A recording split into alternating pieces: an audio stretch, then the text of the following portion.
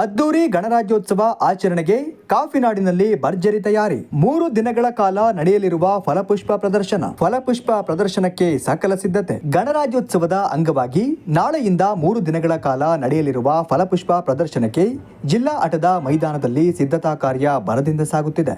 ಮೈದಾನದ ಸುತ್ತಮುತ್ತ ಬಿಗಿ ಪೊಲೀಸ್ ಬಂದೋಬಸ್ತ್ ವ್ಯವಸ್ಥೆ ಕೈಗೊಳ್ಳಲಾಗಿದೆ.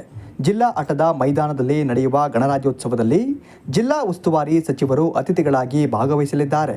ಧ್ವಜಾರೋಹಣ, ಕವಾಯತು, ಸಾಂಸ್ಕೃತಿಕ ಕಾರ್ಯಕ್ರಮಗಳು ನಡೆಯುವುದರಿಂದ ಮುಂಜಾಗ್ರತಾ ಕ್ರಮವಾಗಿ ಬಿಗಿ ಪೊಲೀಸ್ ಬಂದೋಬಸ್ತ್ ವ್ಯವಸ್ಥೆ ಮಾಡಲಾಗಿದೆ.